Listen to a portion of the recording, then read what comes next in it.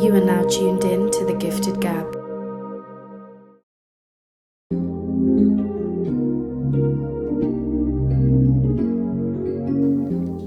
All right, we're back on another episode of The Gifted Gab, and I've got a extra special guest today, Mr. David Shepherd, the Honorable MLA for Edmonton-City Centre and the official opposition and health critic for the NDP.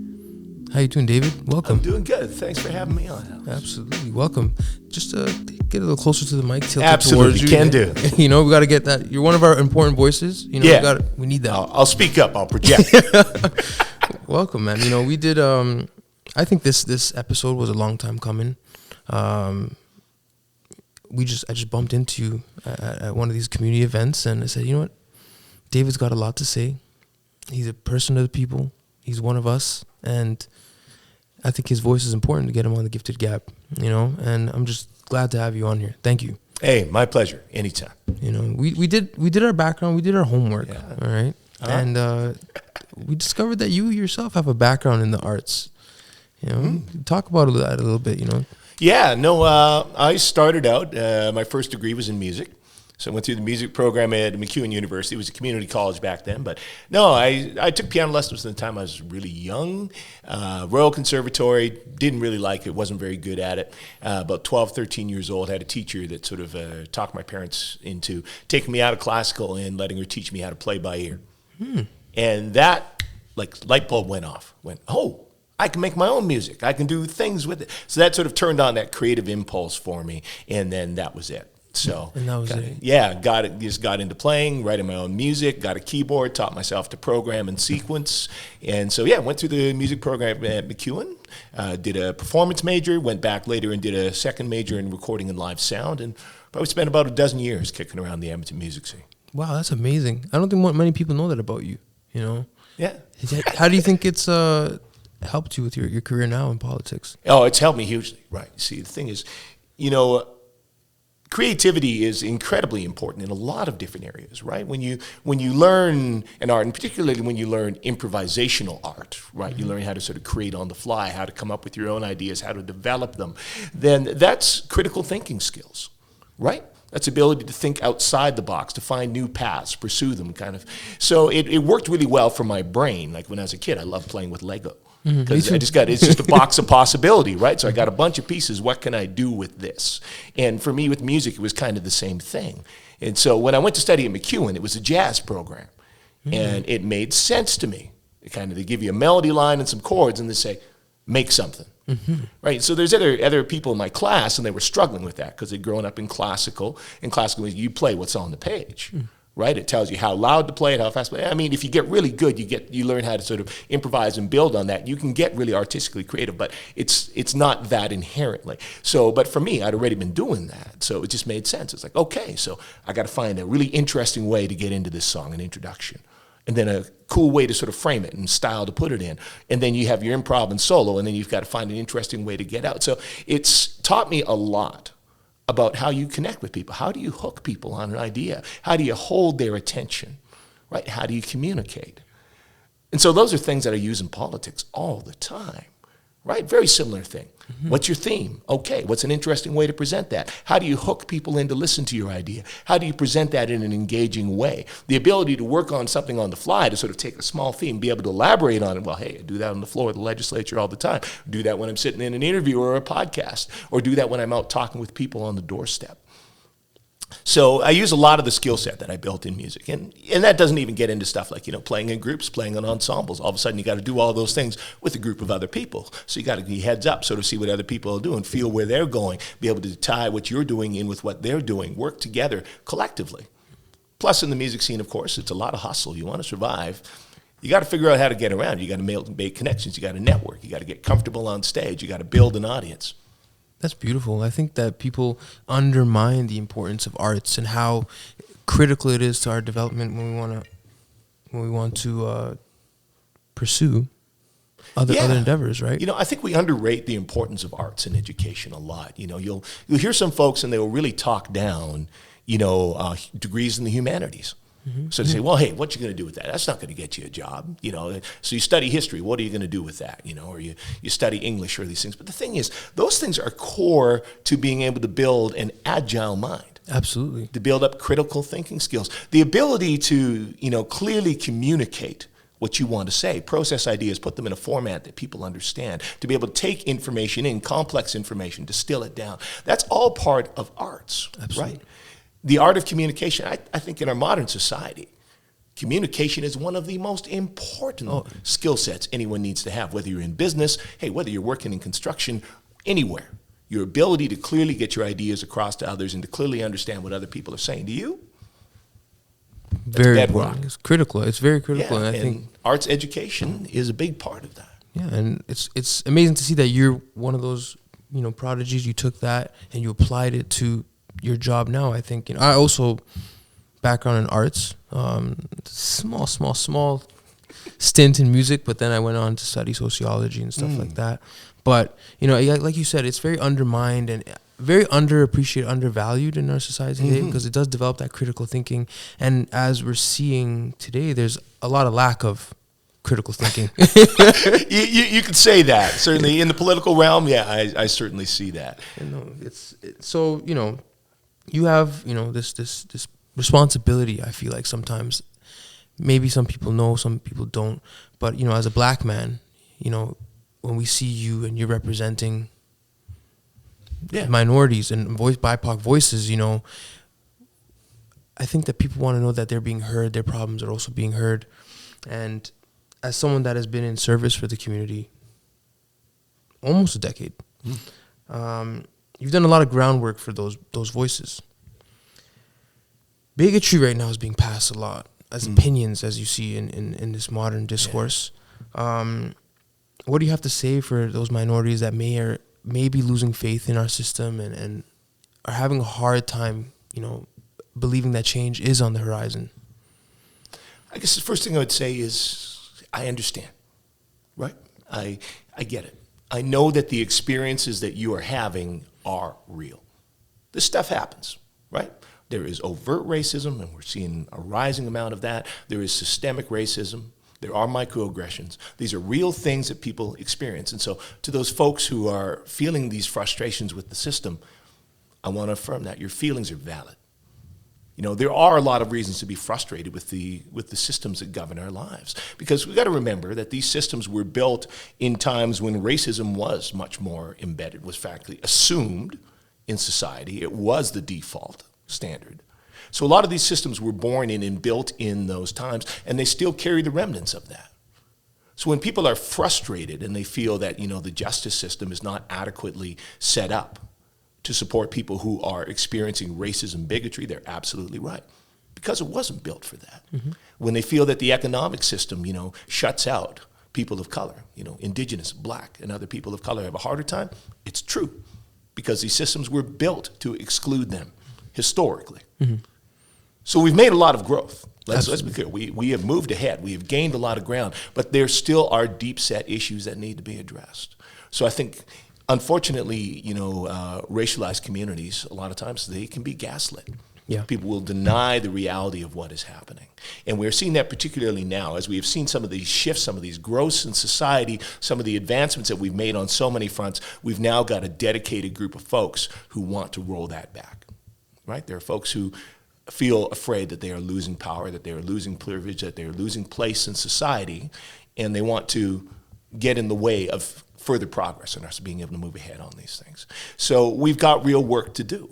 So, one of those issues, is around systemic racism in these systems. So one of the things that I had the privilege to do this year was introduce a private member's bill, Bill 204, the Anti-Racism Act. Talk about that a little bit. So that was focused on specifically addressing systemic racism within all areas of provincial government policy. So back in 2020, we had the murder of George Floyd. Yeah. And we get these moments, where suddenly these things are thrust into the public consciousness in a way that nobody can ignore it. And that was one. Yeah. You remember that, right? Absolutely. And so we had some significant rallies, and I was asked to speak at a rally here in Edmonton. I think one of the biggest rallies that's ever been held on the Alberta legislature ground. I was there, 15,000 people. It was massive. So I was asked to speak there. And so before I did, I sat down with Rachel Notley, the leader of the opposition, the Alberta NDP, and I said, what are we willing to put on the table? Because, it's not enough to just go out and give words. We need to be able to take action. And so she agreed, and she said, what we will do is we will set up a process to sit down and listen to Black Albertans and other racialized Albertans, Indigenous Albertans, other people of color, and hear their concerns and look at what real action we can take. So that led to a process. It was several months long where we held a series of consultations with folks online. Of course, it was in the midst of the pandemic. But we talked about, what are the issues with systemic racism in healthcare, education, the economic system, the justice system, social supports, and the democratic system. And we took what we heard and we put out a report. You can find it at albertasfuture.ca. It's called Your Future, Your Voice, what we heard from Albertans about racism and being anti-racist. Lays it all out. But one thing that showed up in every single category was a need to collect race-based data. Absolutely. Because what we're talking about here, when we talk about people's experience of these systems, their frustrations, them getting gaslit, the problem is that we don't have the data to back it up because we don't measure it. So why do we get action on carding? We got action on carding, or at least it came to the public attention, and that led to action in a couple different provinces because we had the numbers. Data is very important in this day and age. Absolutely. It drives action, it drives change, and it drives accountability. So my bill, the Anti-Racism Act, basically did a couple things. It would have set up a anti-racism office headed by an anti-racism commissioner. That anti-racism commissioner would have led a process of consultation with Indigenous communities, with Black communities, with other racialized communities across the province to develop a really robust set of data standards. So basically, how would data be collected? How would it be controlled? How would it be managed to make sure that we are protecting communities? Because I get it, right? Data, government systems have been used against racialized communities. Absolutely. So we need to build trust. So there's a whole process set up for that consultation to build that and put that in place. Once that was in place, then the Anti-Racism Commissioner would work with every area of government to begin the collection of race-based data. So in healthcare, they ask you all kinds of questions. How old are you? What gender do you identify as? What's your history? That sort of thing. Add one more box in there. So lets us track, individuals of African descent, individuals who are Indigenous, et cetera, so that we can then begin to pinpoint where are the problems in the system. So if we notice then that for Indigenous people, and we do measure some of this stuff, right? So there's a higher rate of deaths at birth. Absolutely, yeah. Then we know there's a problem. We got to dig in and we got to fix that. If we look at it and we say, well, there's far more Black men being arrested than anyone else in traffic stops, then we know, okay, there's a problem. We need to fix it. So it would have started that process, and then basically the Anti-Racism Commissioner works with folks and sort of says, okay, you've identified a problem here. So here's my recommendations on how you can start to address that, or steps that we can begin to take. If you don't know, you can't change anything, right? Absolutely. If you know the information, you have it in front of you, then you can make informed decisions on how to bring about informed and real change, right? And you're able to have accountability. Absolutely. Right? You can say, here's the problem. It's here in the numbers. And let's be clear, that isn't accusing any individual of being racist. Right? So we identify a problem in the justice system. I'm not saying any cops are racist or any judges or any lawyers. It's just saying the system, the way it's set up, has an outcome that has a racist impact. So we need to figure out why that is and change that system to change that outcome. And you need data and information and all that to do that. Without that, you're aiming in the dark, right? So unfortunately, the bill was not accepted by the current government, the UCP. They felt it was too ambitious for a private member from the opposition to put forward. They said, nah, we're good, we got this, we're going to put out our own plan. And what they've done is a few months later, they put out quietly a sort of very short anti-racism plan, largely re-announcing a lot of things they've done before. And on race-based data, they said, well, we'll form a committee to look at this over the course of 3 years and think about how we might be able to eventually implement this. The time is of the essence, though. Yeah, kicking it down the road. We're trying, right? There's also a trend that we're seeing, right? Especially since the pandemic, where people and communities are embarking on entrepreneurial quests, with the pandemic, we've been hearing about the Great Resignation. We've been looking at, unemployment is here and jobs are also vacant, right? What initiatives have been discussed just to guide, new entrepreneurs through these journeys and transition this kind of economy for small businesses and sole proprietors? Yeah, it's a really good question. I know it's especially true for, Indigenous, Black, other people of color. A lot of them go into entrepreneurship, in part because of what we were just talking about. Systems, Not excluding right? us, right? Exclude them, Yeah. right? They have a harder time getting jobs. They have a harder time getting opportunities. And so in a lot of cases, hey, there's a lot more freedom in starting a business for yourself. You have control. You can protect yourself. You can look after your family. So I recognize that's really important. And of course, hey, Alberta is known for being a very entrepreneurial province. Absolutely. Right? Folks like to have an idea, get things done. And Edmonton in particular, I think is a great city for that, right? Absolutely. This is a city where you have an idea. There's a lot of folks that'll step up, help you, offer advice. There's a great community you can tap into. You can build things here. So government absolutely has a role to play in that. So first of all, you don't want government to get in the way. Now, I get it. That's a big conservative talking point. Might sound strange coming from somebody with the NDP. But we recognize, right, that there are real challenges in starting a business, and you want to make that accessible, easier and accessible for people to get in the door. It doesn't mean we have to undermine labor laws. We don't have to make it harder for workers or put them in danger or take away their rights. There's other things we can do to support businesses to make the environment better for them to be able to operate. So one of the things we did when we were in government is that we cut the small business tax from 3% to 2%.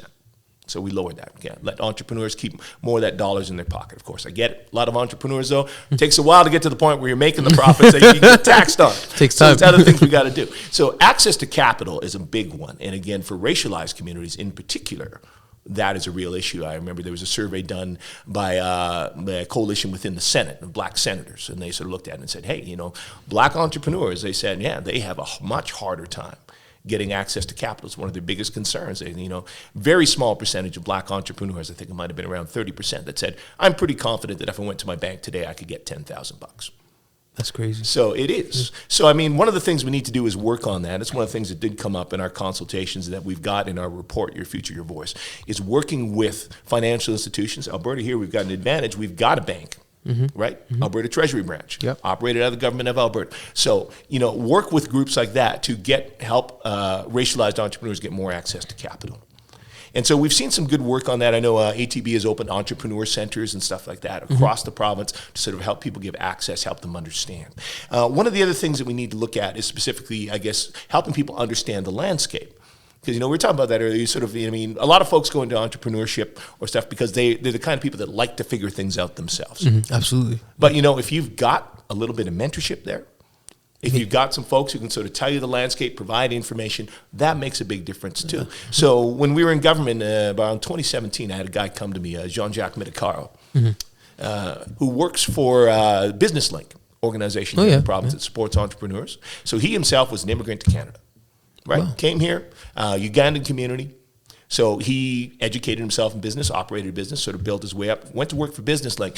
And he came to me and said, we had this pilot program that we ran under the PC government to support immigrant entrepreneurs, provide them with training, provide materials in different languages, and provide them with mentorship. And he wanted to get it going again. So I was able to flag that to our minister. We got that up, so we provided the funding, and that program is back up and running today. Nice. Immigrant entrepreneurship, the Immigrant Entrepreneur Training Program through Business Link. Nice. Business Link, yeah. So those kinds of supports are really important too. The other thing that we don't think about sometimes, because we get caught up when we're talking about, and this is a lot, low taxes, low regulation, make the environment. But the fact is, having strong public services makes a big difference for someone's ability to operate a business. Absolutely. You have a family, right? You have young children. You want to operate a business, you're going to need childcare. You're going to need that support. Yeah. Right? So having a good, strong childcare program, we invested. We created $25 a day childcare. It was a pilot program, working on expanding it. Current government ended it, but now they, at least with the leadership of the federal government, we're working towards that. That's essential. Having a good education system, good healthcare system, essential. Right? Even in stuff like healthcare, the expansion now that the federal government is working on of a pharmacare program, a dental program, those are big things. Absolutely. Especially for entrepreneurs, right? Absolutely, because entrepreneurs, you do not have coverage. You don't have coverage, right? So when we say that your access to some of these essential pieces of healthcare are going to depend on where you work and who you work for, that destabilizes people's ability to innovate an idea, to create a business, to build something up. So a stronger social safety net, providing that stability is a big thing. One of the other things that we've proposed is we want to bring back the STEP program, Student Temporary Employment Program. And what that does is that provides a subsidy to employers to hire students to work in their business. Which is amazing. So businesses get to hire workers at a lower rate, right? The wage is subsidized, so these students are still making a good wage, but the business is only paying part of it. So they get access to affordable labor. These students, in the meantime, get real job experience, right? And opportunities to get out there in the market. So that was a program we brought back. It had been canceled by the PCs. We brought it back. UCP government ended it. We've committed we're going to bring it back, and we're going to put even more investment into it to support students, support small businesses. We got to invest in the youth, right? I Yeah. mean, they're the future of our province, they're the future of our country. Absolutely. Right. And that's where they're getting their experience, their ideas to maybe start their business someday. Absolutely. The other thing that I've just mentioned sort of on businesses and entrepreneurs is in Alberta, there's a huge startup culture. Yes. So in tech and innovation, but hey, startup also goes to a lot of different things. It's a new kind of mentality, new approach. So we work to bring some things in to make that easier for folks to get started in those fields. So things like the Alberta Investor Tax Credit. So somebody invests in your business, then they get a tax credit back. Every other province in Canada pretty much has this, and they've had it for some time. Alberta delayed for a very long time. We brought that in to support folks in tech and innovation to be able to attract investment. We brought in something called the Interactive Digital Media Tax Credit, which basically, if you know, digital media, right? Big these days, Very video big. game companies, folks creating online content, all kinds of stuff like that. So a lot of other provinces have had that in place. It's a credit that gets provided for folks when they create new jobs in their business. So we brought that into Alberta, and hey, right in my own constituency, Edmonton downtown, right? So folks like BioWare and others increased their footprint, hired more people, moved into bigger office space because they had that support. Incentives, Again, right? Yeah. Another thing that got cut by the current government, but something that we would bring back. Absolutely. Well, yeah, there was a record of just investment and innovation when you guys were in power. And a lot of that kind of has subdued and went away, but the talk of it coming back, especially with the tail end of the pandemic, is exciting, right? Yeah. Companies wanted to come invest in Alberta because this is a place that, like you said, people want to start businesses, people want to innovate, people want to, that entrepreneurial spirit, which I've commented on before in other episodes, is really, really, really ingrained here, right? And I think if there's a government that supports that backs that, that is, like you said, creating that social safety net so that guys can go out there, guys and girls can go out there and start these companies and really, really implement change on an economic and just community level. Absolutely. It's really important. Absolutely, and it helps us to capitalize on the economic trends. Like, so if you go out there now, you will see that there actually has been some significant growth in tech and innovation over the last couple of years. And so current government will point that and see, we didn't need any of that other stuff. Fact is, right, those other investments got the ball rolling. It created momentum and got things moving. Yeah. And a lot of that got lost for a couple of years there when they sort of cut all of it, and then they sort of realized their mistake and started trying to Bring it back. win people back. So, and certainly we have seen some growth now. That momentum has been succeeding. Alberta companies are building something, but I'd say in some cases it's despite the government and not because of it. And also just recognizing that Alberta still falls behind a lot of other jurisdictions. So yeah, we've seen growth, but how much bigger could that growth be, right, if government was actually providing some of these other supports? Yeah. Now, speaking of economy, there's this false narrative of a failed economy, that the NDP party has no economic plan.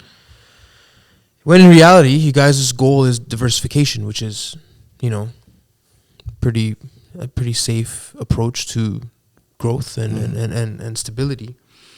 You're creating jobs in new fields like renewable energy, obviously tech, modified healthcare, etc. What do you say to those that believe and feed into those narratives?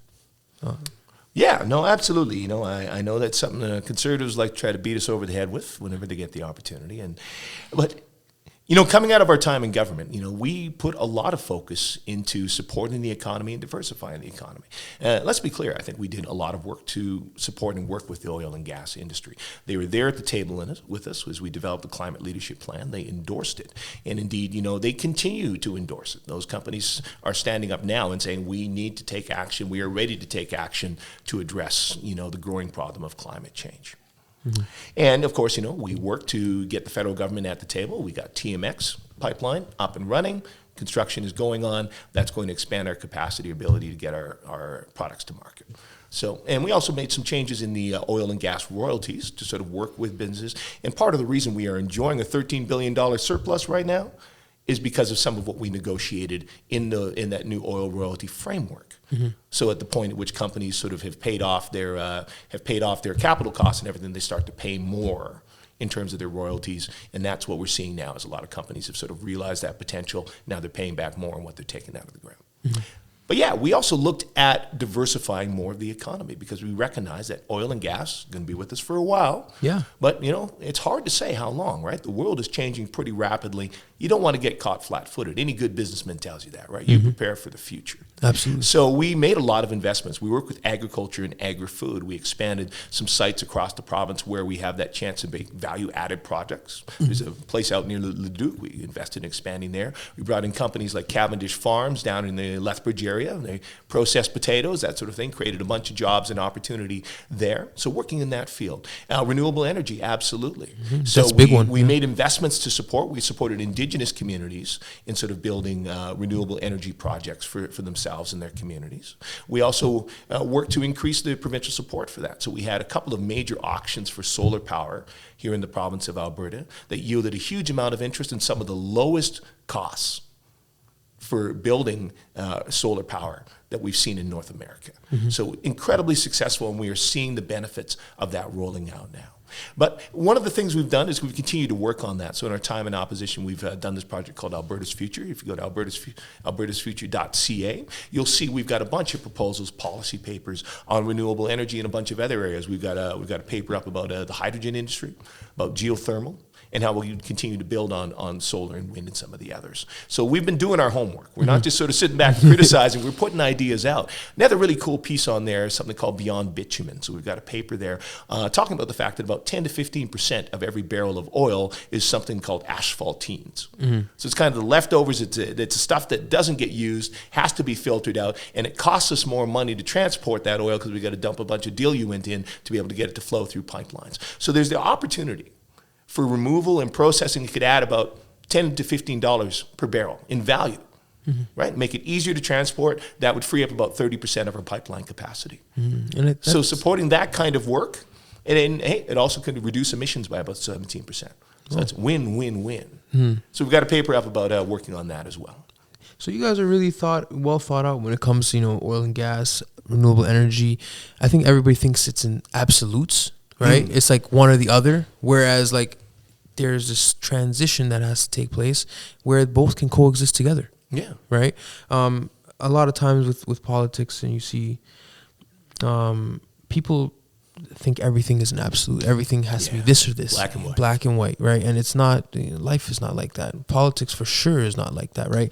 And people always say, like, if you 100%, I always say, if you 100% agree with one party's ideals and beliefs and stuff, you might be crazy because there's some crossover in some of that, so it's very interesting to hear you say how you guys have helped oil and gas companies with those royalties, how you're coming to the table and coming up with ideas for these companies so that they can be sustainable as well as start to transition, right? I think that's important. How does diversification help improve our economy? Well, I mean, it's like, think of it like an investment portfolio, right? You got all your money in one stock, that stock goes bad, you're done. You're cooked, right? Yeah. So you want to diversify. You want to have a lot of strengths going. So oil and gas has been the strength of the Alberta economy for a very long time. It's been a huge benefit, and unfortunately in some ways it's been something we've relied on a little too heavily. Yeah. Right? Those oil and gas royalties have been paying for our healthcare, education, and all that. We didn't develop other things, so we've had this thing where the price of oil and gas goes up. Hey, excellent, we can spend more on healthcare and education and public services and roads. And when the price of oil goes down, we are going to cut and slash in all of those areas. And you can't build a business that way, right? You can't just keep going up and down, up and down. You can't. You got to have stability. You got to have a game plan. You got to have consistency. That's the word, right? Right. And so that's what a diversified economy helps us do. So we're not subject then just to the whims of the price of oil and gas. We've got other things going on that help provide opportunity. And the fact is, jobs are going down in oil and gas, right? So we've had record royalties, but we haven't seen the same hiring because the hiring in the past has been with developing new oil and gas projects. That's where the biggest work is.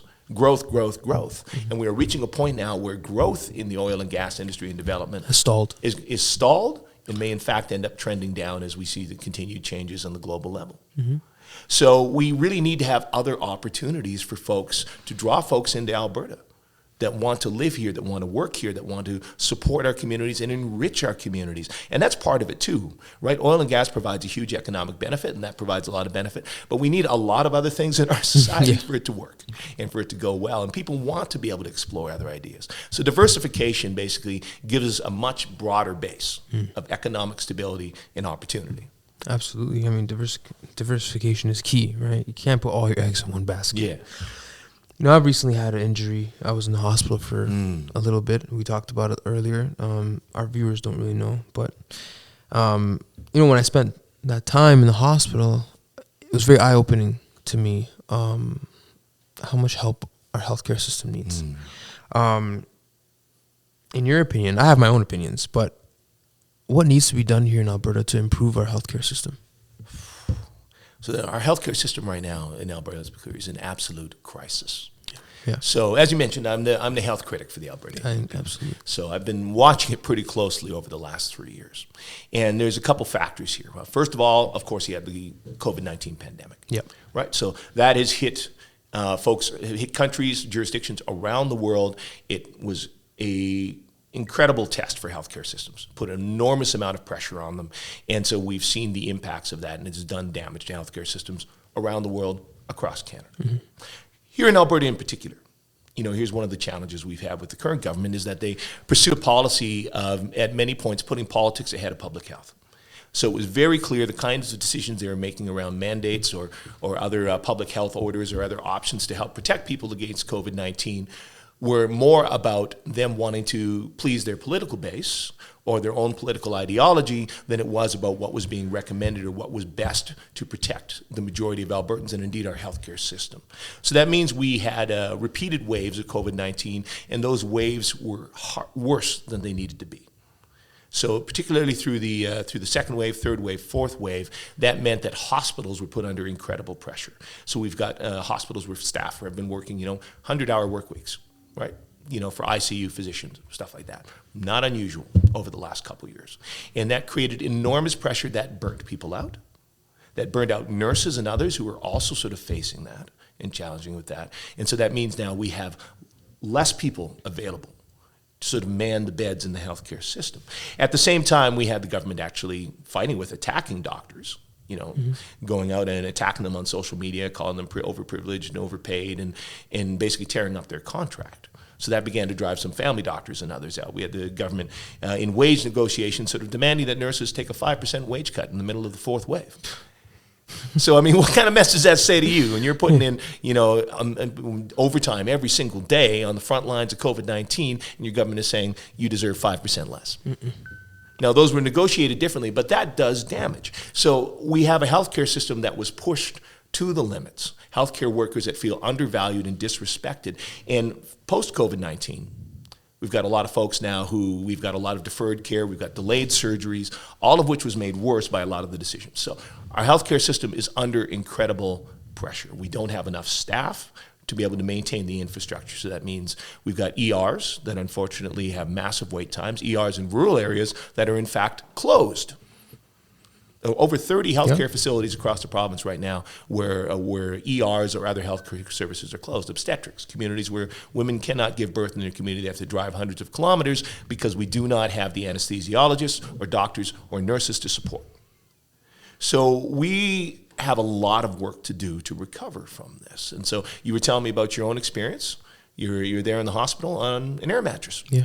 Yeah, because there are not enough Beds. Actual beds available because in part some of those beds are occupied by people that should be in continuing care. Yeah. But they can't get into those facilities because there's not enough staff or there's been outbreaks or there's been other things. So it's a disruption across the whole system. And unfortunately what we have is a government that is completely undermined, that has broken trust and faith with healthcare workers, and frankly is trying to push an agenda of a lot more private profit in the midst of the healthcare system. Premier Kenney himself just said it the other day, and as he's talking about, as he's on his way out the door, I really wish I had been able to get in more privatization in healthcare. Wow. So what do we need to do? I mean, okay, I've laid out the problem. What do we need to do? We need to rebuild trust, Yep. first of all. I don't know that this government can do it. I mean, of course, hey, I'm the opposition. That's my job to say it. Frankly, once you get to a certain point where you've burnt so much trust, I don't know that it can be rebuilt. Yeah. So, and we need stability back in the system. So we need government to stop undermining, stop trying to force through changes that are undermining the system and creating more chaos. Like, they fired the head of Alberta Health Services earlier this year. Yeah. Right? As we're trying to recover stability. A woman, Dr. Verna Yu, who was immensely respected. So what does that tell healthcare workers? What does it tell all the other people in the system, right? So we need to get stability back. We need to get back working collaboratively with our frontline healthcare workers to stabilize. We need to get more healthcare workers in the system. So that means opening up spots in education. That means creating a system that attracts people from other provinces, doesn't drive them out of Alberta to other provinces. Yep. And certainly we need to address some of the systemic issues. So part of that is in primary care. Tens of thousands of Albertans don't have a family doctor. Yeah. So that means then that they are not getting help with managing chronic diseases. We are not catching things earlier. That means that drives them into emergency rooms to seek care. That means that when they get there, they are in worse shape, and that puts more pressure on our system. So we need to fix the problems in primary care. From top to bottom, right? Yeah, absolutely. And so work on that system, make sure that people can get care in the community when they need it. And we have to address the problem. I didn't even talk about ambulances and EMS, right, which is a whole other thing. Massive wait times for an ambulance, paramedics that are exhausted, and we need to support that system. We need more paramedics. We need to find ways we can work collaboratively with communities, whereas the government has kind of been undermining them and pulling their resources away. We need to find ways that we can keep resources in communities to be able to help meet those needs. But ultimately what it takes is it takes a governmental approach. It isn't about being antagonistic. No. It isn't about picking fights. It's about sitting down and saying, how can we work together? And trust, right? Yeah.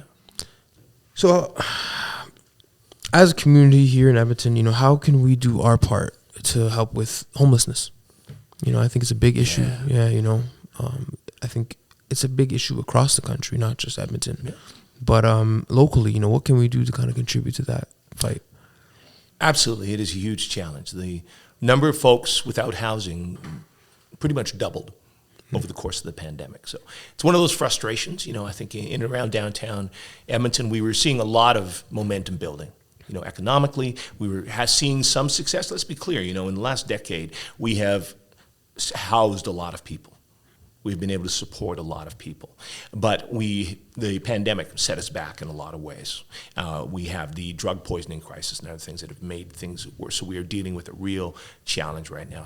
But it is a wicked problem. It has been with us for a very long time and it's complex. So how do you solve a problem like houselessness? Well, there's two things really. You stop more people from falling into it, and you build a better system to get people out of it. So if you want to stop people from falling into it, from losing housing and ending up on the street, well, that's things like better social supports. So things like, we in government, we created the Alberta Child Benefit. That combined with the federal child benefit, cut child poverty in Alberta by 50%. Cut it in half. Wow, that's crazy. Yeah, that's amazing. Right? And that's in the course of 4 years. And that means all of those families are a lot more resilient, a lot more stable, able to get by. Unfortunately, we've seen some loss of some of the ground on that, some of the decisions that have been made by the current government, but still, that's one of the key parts. Things like childcare, we talked about that, $25 a day. We tried to bring that in specifically to help lower income families, and that makes a big difference there too, right? Helps provide economic stability. And then frankly, affordable housing, right? We had put about $1 billion committed in over about the course of 5 or 6 years to upgrade and increase the stock of affordable housing for folks, so that when they're trying to get a leg up, trying to get economic stability, trying to get some savings in the bank to be able to afford their own home, they've got a good place, quality, dignity where they can stay. That helps people from falling into being houseless. How do we help people get out? You got to create a pathway. Yeah. So the thing is, for a lot of folks who were sort of houseless simply due to economic instability and economic problems, we've been able to help a lot of those folks over the last decade. And so what we really have right now is a core group of folks who what they talk about as being sort of chronically houseless.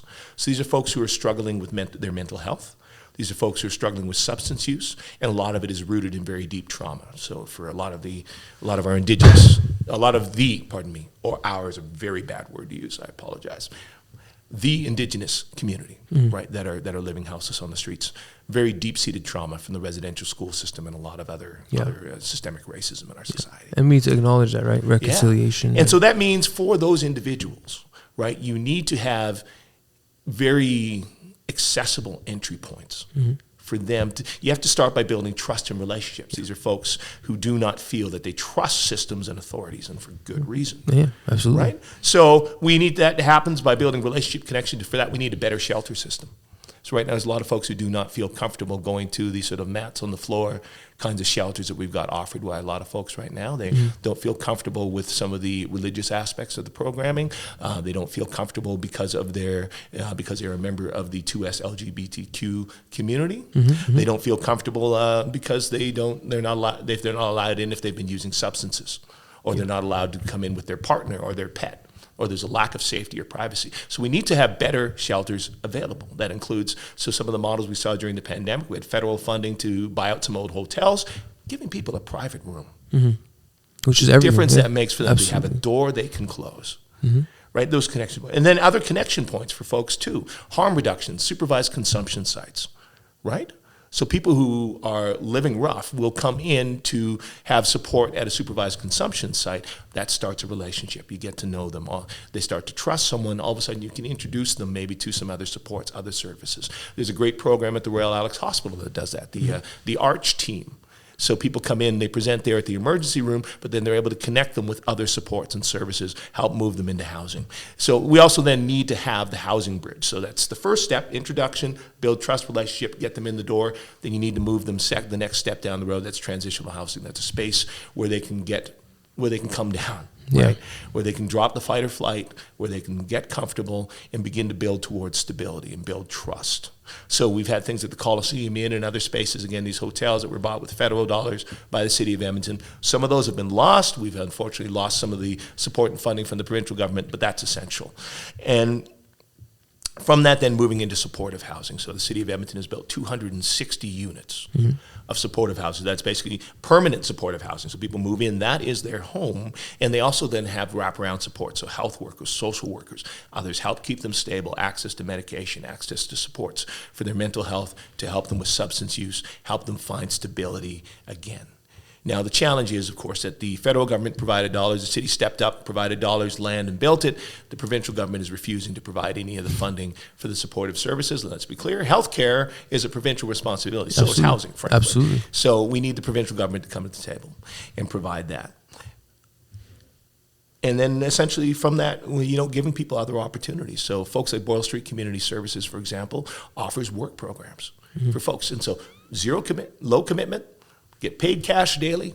You show up, you work, you get an opportunity. But again, that's building relationship. That's building stability. That's giving people a sense of self-worth.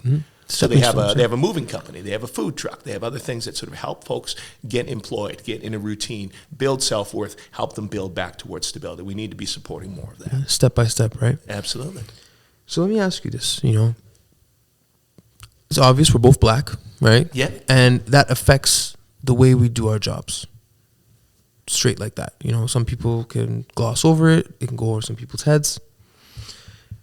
Being a black man in a field of politics, it must come with its own set of lived experiences on its own that can affect, your lens and has an impact on the way you see the world. Maybe you could speak on, some of the barriers that you've had to overcome as a black man and how they may have shaped your lens on society today. Sure. I've been pretty open about the fact that I think I've had a very different lived experience than probably many other people that look like me. I grew up here in Edmonton. I grew up in the white evangelical church. I did not grow up in black communities or around many other black folks. Certainly had no real connection to black culture. My father came from Trinidad, but, for him, when he converted to Christianity, that meant, giving up a lot of that. So I learned to behave and talk in a way that most people don't find particularly different, right? I learned how to present in a way that people don't find unusual or offensive. So I can't look back on a lot of points in my life and sort of say, I think the fact that I was black held me back here. And I mean, but hey, let's be clear. I also lived with a lot of social anxiety, a lot of other stuff. So I was a pretty reserved and shy guy in a lot of respects, as hard as that may be to believe now. But so, it was, I didn't really have that sense of it. I didn't really even, when I ran for office in 2015, I never once had the thought that, oh yeah, I'm running as a black candidate. It just simply did not occur to me. But, around 2012 with the rise of the Black Lives Matter movement, when folks were talking about Trayvon Martin, and Michael Brown, Tamir Rice, I started to recognize that, okay, there's a whole lot of black people living out there who have a very different experience of the world and life than me. So I started following on social media black journalists, black activists, advocates, just trying to educate myself and learn more about that experience and recognize. And when I was elected in 2015, I got invited, one of the first events I got invited to, I think it was a gala with the Africa Center. And I walked in that room and just the people coming up to me and just all of a sudden went, oh, wait a minute. This really means something to these folks to see someone that looks like them in a position like mine. I discovered I was only the third black person ever elected to the Alberta legislature. So at that point, I made a real commitment. I said, okay, this is going to be one of the things I'm going to focus on. I will never say no to an event that's brought to me from the black community, and I'm going to make a point of building these connections, these relationships, and learning. So through that, I've had the opportunity to learn a lot, to sit down and listen, to hear people's stories. I sat down with my dad, because Black History Month 2016, I'd never gone to a Black History Month event before, and I was being asked to speak. I'm like, what do I say? So I sat down with my dad and said, what was your experience when you came here to Edmonton? What did you go through? And he told me about some of that. And frankly, he faced some discrimination, housing, other things, And I started doing my research and learning a bit more about black history in Alberta. I started having the chance to connect with folks who've been maintaining those stories and that history for decades, right? The generations that have come through, and learn what those experiences are. And all that to come to the point to say, like, hey, yeah, I know that is absolutely a reality. I hear it from folks every day. In the political sphere, absolutely. My colleagues, the women in our caucus, and frankly in all caucuses, the experiences that they have trying to work in politics, the discrimination and hate that they face, and then people of color, women of color, absolutely. It can be a brutal atmosphere. I'll be honest, I've had very little racism overtly directed at me, as a black man. But certainly I have colleagues who I know have seen a lot more. I know my friend, my brother, Ahmed Nomadic, Oh yeah, ran for city council, and I saw some of it when I was out there with him on the doors, and I sort of heard his stories about what he encountered. So there are very real challenges and issues we got to continue to address. So for me, I sort of look at it, okay, I have a position of a lot of privilege. Right. I've been given a platform. I've been given a voice. So trying to find ways that I can continue to bring these stories forward, whether that's with the Anti-Racism Act, whether that's with some of the commitments I've been able to work with our caucus to build for when we get into government. I mean, we had some commitments before we did an anti-racism plan. We worked on trying to build diversity in the public service and our appointments to agencies, boards, and commissions. But it goes so much deeper. It's deep, yeah. It goes very deep. Yeah. So, I try to sort of hold myself to account, to question my own motives and the ways I do things, and sort of you make sure I'm listening legitimately, because when we have black hijabi women being attacked on the streets in Edmonton, when we see Confederate flags and things still being flown across Alberta, when we see these rising voices of hate, we know there is more work that we have to do. Absolutely, and it's just being conscious of it. It starts with that. Once you're, oh, this is what's going on. Oh, let me talk to this person. Oh, you're hearing these lived experiences. It's like you're a sponge and you're able to help and move the needle forward by community, right? Absolutely. Yeah, it's consciousness, community, all that comes together, and then that's how you move the needle. That's how you make change. And a lot of it is just presence and building trust. Absolutely. The number of times in the first few years I had to say, well, we've never had an MLA show up here before. Wow. With black communities. Wow. And it's like, I'm glad to say that's shifting. I'm seeing that with all political parties, all sides. And hey, I've got a lot of colleagues in our caucus right now who are doing that work and getting out and being present now too. But it takes time. Like we were talking about earlier, people distrust the political system, and they distrust it for good reason, because it's hurt them in many ways in the past. It's a system that was built to exclude them, and it's a system that in many cases will exploit them. Absolutely. Right? Absolutely. Politicians are not afraid to exploit cultural communities for votes. Yeah. Make big promises and then not deliver. So that's certainly, it's a challenge for me to try to find how we come at this authentically, be able to do real things and not make commitments we can't follow through on. Because again, we talked about this stuff is complex. It's not all black and white. No, it's not. Yeah. But you got a community behind you, right? You got people behind you, and everybody wants to see change, and everybody's willing to chip in, and you're that voice, right? And it starts with you, right? Last thing, let's talk about some of the things the party has done to better the lives of people in Edmonton, people in Alberta. And how do you guys plan to build on this momentum when you're reelected? Right. Well, some of the things specifically that we did here in Edmonton that, I sort of saw myself, we built a lot of schools. So we were way behind, right? Again, when you have a government that runs on oil royalties and kind of spend when the money's in and cut when the money's out, you don't have a consistent investment in infrastructure. And we haven't for years. It goes all the way back to Ralph Klein and deep cuts that were made back then. We've been trying to catch up ever since.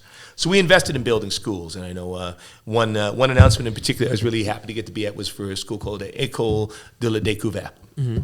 And they were operating out of Queen Mary Park in my area, but largely black Francophone school. A lot of new Canadians from the Francophone community, a lot of them black students. And so, sort of making the commitment to build them a new school that opened up just a couple years ago. Congratulations. Right? Yeah. So building that kind of infrastructure, those investments, making commitments like building a hospital in South Edmonton where we are seeing enormous pressure at the Grey Nuns and the Misericordia. We got that ball rolling, started the process. It's kind of, new government's kind of dragging their feet a bit, but we're, it's going to happen. It's going to get there. Making some upgrades to the Misericordia Hospital as well. We invested in mental health, right? So we invested in 6 new mental health beds at the Royal Alec Hospital. We put investment into support something called Access 24/7, which is sort of a walk-in mental health support clinic at the Royal Alec Hospital, just outside in, I think, Robinson Hall. Right, so trying to increase and open that model to make it easier for people to access when they need it. Of course, we did things like capping tuition.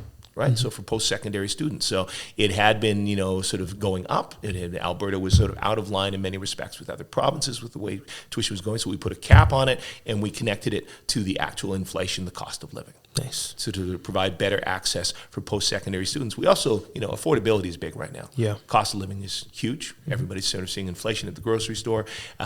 Auto insurance is up. Yeah. Utility bills are way up. When we were in government, we capped auto insurance.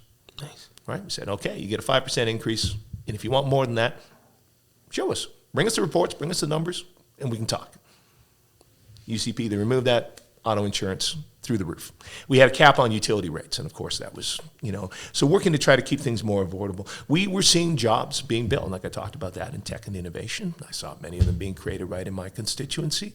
We saw that moving forward. One of the biggest things is we brought stability to the healthcare system. That's not just me saying it. There was a lot of, a lot of political pundits were saying it at the time, both during our time in office and after.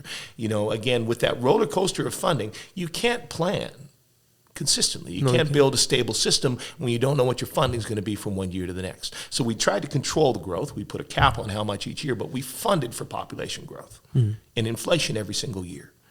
And that got us to a point where we were starting to get the stability and starting to build the systems that's kind of been blown up now by the pandemic and some of the other government decisions. But we were working on that. And we were working on a new curriculum. Right, updating that. So we put a lot of work into that. Huge amount of consultation with Alberta families, individuals, teachers, educational experts. Unfortunately, the current government politicized that heavily, and now has brought up what, frankly, is I don't think it's biased to say, an embarrassment of a curriculum. It's pretty universally recognized that it's deeply, deeply problematic, and it's kind of rolled that back. And again, it's one of those things where you're building stability, you're building a more attractive environment, and now it's sort of blown up. You have more chaos. Yeah. So, I mean, those are a few of the things that we were working on, and sort of course, like I was talking about, with some of the work on diversifying the economy in some of these new sectors. Yeah. Well, you're working every day, and we're grateful for it. Hopefully, we're here to see the change, right? Elections are coming up, Indeed. Big shift coming, Any other last words you want to give to our viewers here at the Gifted Gab, viewers, listeners? What I would say is I really want to encourage all of you listeners to get more involved and get more engaged. Yeah. I get it. Things are pretty crazy out there. It is chaotic. And it's pretty tempting to just want to tune out from a lot of what is happening because there's a lot of toxicity. There's a lot of anger. There's a lot of division. But, there are people that are intentionally creating that toxicity, creating that division because they want to drive you out. Because the less everyday people that engage in these systems, the more the radicals, the extremists, the folks who just want to wield power get to have control. Yeah, 100%. So we need more folks from our communities to be engaged, to be involved, Pay attention. to participate. Yeah. And this next election is going to be crucial here in the province of Alberta for deciding the direction we go. And whatever your political stripe is, whoever forms the next government, we are at a crucial time for our economy, for our healthcare system, for so many things that's going to determine what Alberta is going to look like for decades to come. And there is room for people to be part of it. So anyone wants to reach out to me, I'm always happy to talk to them. I'm always happy to connect. Look for the ways to engage, get involved, and stay talk informed. to the people who want to make a difference. And stay informed, right? Stay informed. Mr. Javis Shepherd, appreciate you. Thank you so much for coming. It's been a pleasure to have you guys. Gifted Gab, you guys know what it is. David Shepherd here. Stay tuned, stay informed, and don't tune out. Pay attention. And just like that, we're gone.